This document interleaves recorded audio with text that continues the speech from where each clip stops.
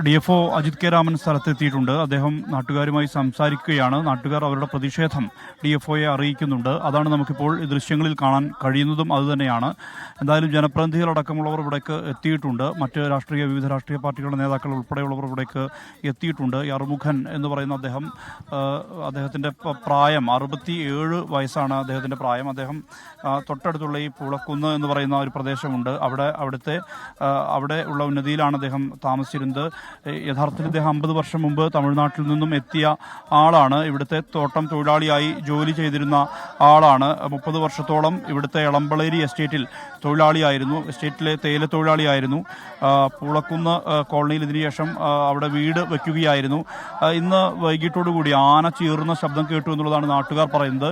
ഇദ്ദേഹത്തെ ഫോണിൽ വിളിച്ച് കിട്ടുന്നില്ലായിരുന്നു. അരിയും സാധനങ്ങളുമായി മേപ്പാടി ടൗണിൽ നിന്ന് ഈ പുളക്കുന്ന് ഉന്നതിയിലേക്ക് അദ്ദേഹം എത്തുകയായിരുന്നു. ആ പുളക്കുന്ന് ഉന്നതിയിലേക്ക് എത്തുന്ന ഘട്ടത്തിലാണ് ഇത്തരത്തിലൊരു സംഭവം ഉണ്ടായത്. ഇതിനുശേഷം ഇവിടെ കാട്ടാന മുകളിൽ നിന്ന്, അതായത് ഈ വന മേഖലയിൽ നിന്ന് ആന താഴേക്ക് ഇറങ്ങി വന്നു, തോട്ടത്തിലൂടെ ഇറങ്ങി വന്ന് നേരെ ഇദ്ദേഹത്തെ ആക്രമിക്കുകയായിരുന്നു എന്നുള്ളതാണ് പറയുന്നത്. കഴിഞ്ഞ ദിവസവും ഈ കാട്ടാനയുടെ സാന്നിധ്യം ഈ പ്രദേശത്ത് ഉണ്ടായിട്ടുണ്ട് എന്നുള്ളത് നാട്ടുകാർ പറയുന്നുണ്ട്.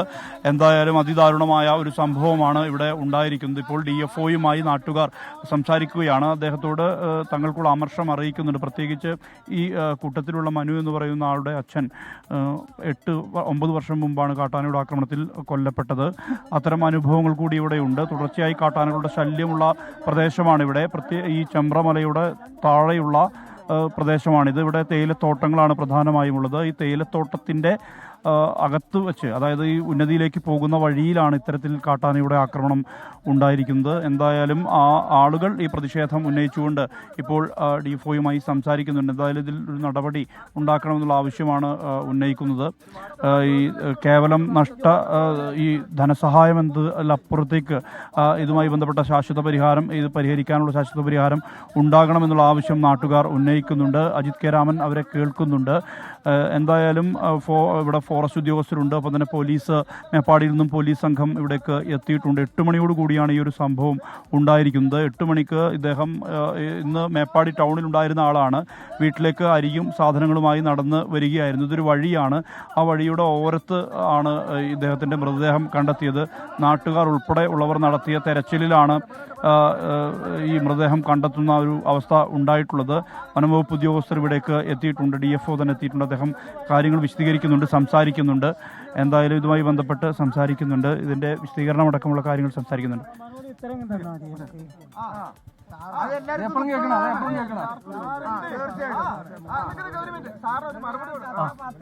ഈ നാളെ സംഭവിക്കില്ലേ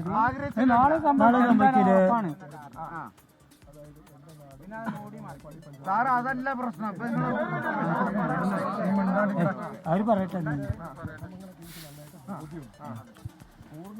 ഈ കാര്യങ്ങൾ ഞാൻ സർക്കാരിനെ ബോധ്യപ്പെടുത്തും. നിങ്ങൾ ഈ പറഞ്ഞ കാര്യം